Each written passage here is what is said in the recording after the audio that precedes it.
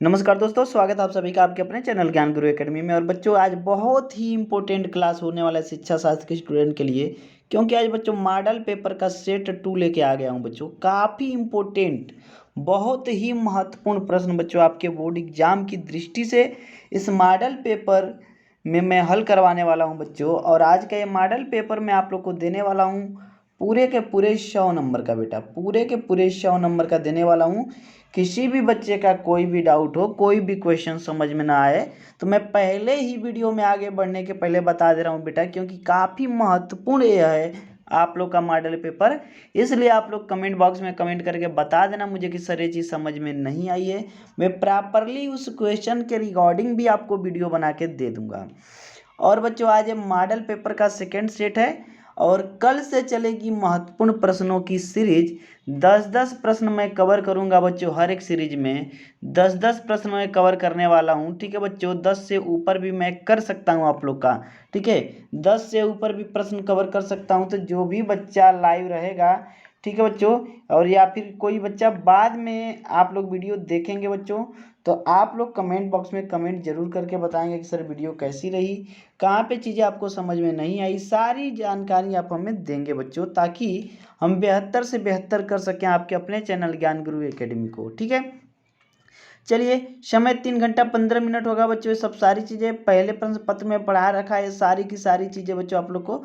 तो आप लोग पहला प्रश्न पत्र देख लीजिएगा। और पहला प्रश्न शुरू हो चुका है बच्चों आप लोग का। पहला प्रश्न आप लोग देख सकते हैं क्या है।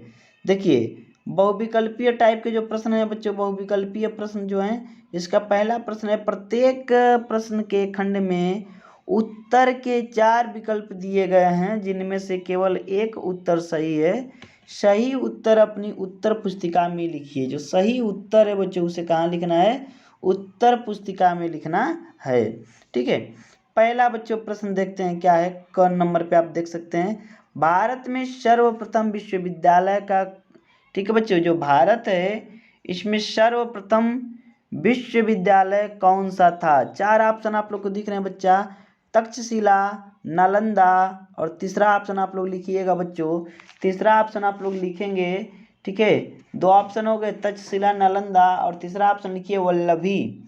क्या है? वल्लभी, वल्लभी। ठीक, ये वल्लभी हो गया। और चौथा ऑप्शन भी देख लेते हैं बच्चों। चौथा ऑप्शन आप लोग का क्या है?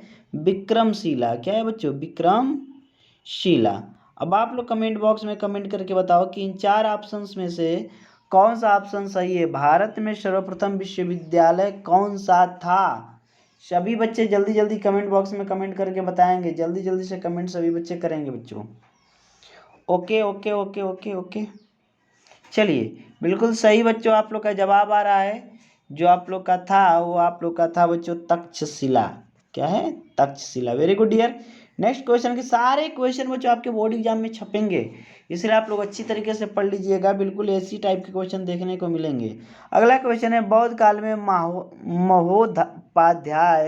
महोपाध्याय किसे पढ़ाते थे? जो बौद्ध काल है बच्चों, उसमें जो महोपाध्याय हुआ करते थे, किसे पढ़ाते थे? 4 ऑप्शन है आपके पास, सामनेर, गृहस्थ, शिक्षक, धम्म।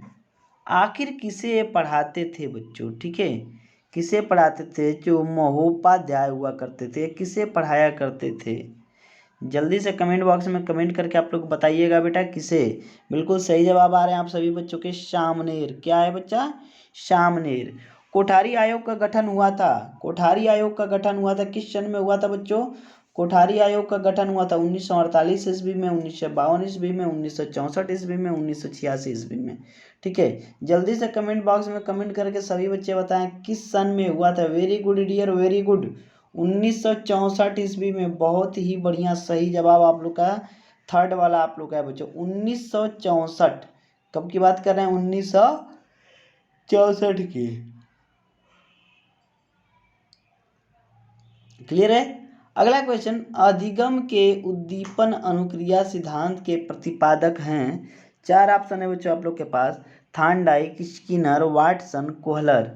जल्दी से कमेंट बॉक्स में कमेंट करके आप लोग बताएंगे बच्चों कौन सा ऑप्शन सही है। अधिगमन के जो उद्दीपन अनुक्रिया है, इस सिद्धांत के प्रतिपादक कौन थे बच्चों?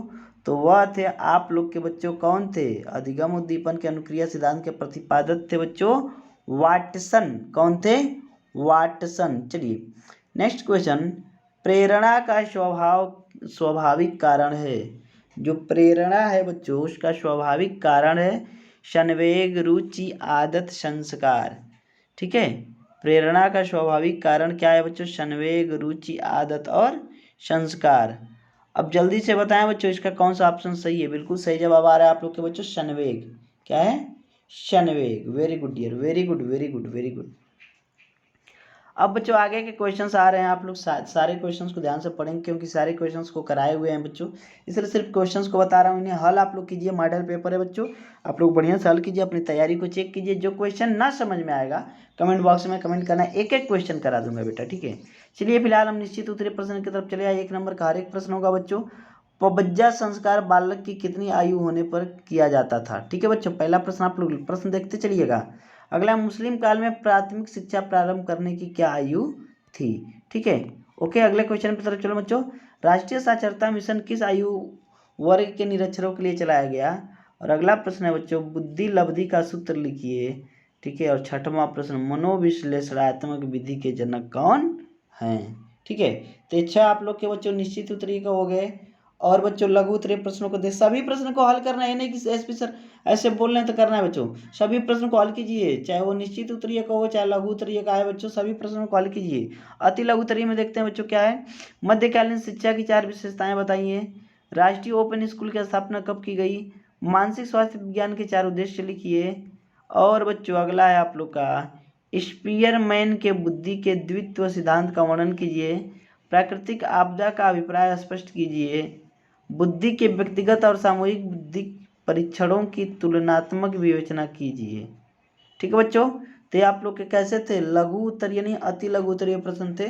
4-4 नंबर के आपके बोर्ड एग्जाम पूछे जाते हैं। अब लघु उत्तरीय प्रश्न बता देता हूँ, सारे प्रश्न हल करना है, बार बार कह रहा हूँ, कॉपी कलम उठाना, सारे प्रश्न को हल करना, तभी आपको समझ में आएगा सर कितना मुझे समझ में आ रहा है।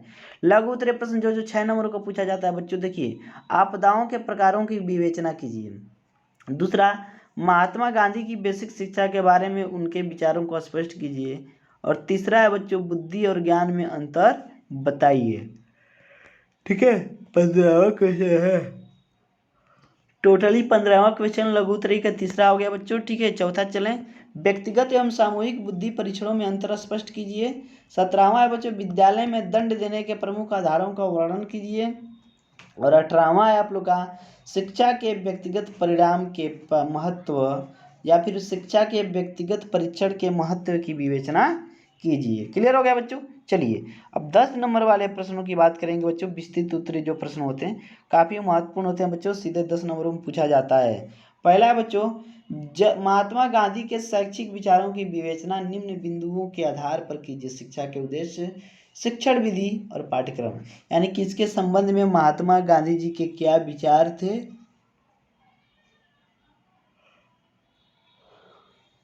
क्लियर हो गया? चलिए, अथवा में करके दिया है बच्चों, जल प्रदूषण समस्या के निवारण हेतु अपनाए जाने वाले उपायों का वर्णन कीजिए। तो बिल्कुल बच्चों बहुत ही आसान है, आप लोग का 6वां या 7वां चैप्टर था, बहुत बढ़िया से पढ़ाया हूँ, वो आप लोग देख लेना वहाँ से। मानसिक स्वास्थ्य आप क्या समझते हैं? मानसिक स्वास्थ्य के महत्व पर प्रकाश डालिए। या बुद्धि की कौन कौन सी विशेषताएं हैं? बुद्धि और ज्ञान में अंतर स्पष्ट कीजिए। शिक्षा में बुद्धि परीक्षणों की उपयोगिता पर प्रकाश डालिए। ठीक है बच्चों, ओके। नेक्स्ट क्वेश्चन है, बालक के मानसिक स्वास्थ्य के विकास में बाधा डालने वाले तत्वों का संक्षिप्त वर्णन कीजिए। या वे कौन से कारक हैं जो बालकों के व्यक्तित्व के विकास को प्रभावित करते हैं? ठीक है बच्चों, क्लियरली ये आप लोग के टोटली हर एक टाइप का क्वेश्चन हमने बता दिया बच्चों। यदि आप लोग को कोई भी डाउट हो, कोई भी चीज़ इसमें सॉल्व ना कर पाए तो कमेंट बॉक्स में कमेंट जरूर कर देना।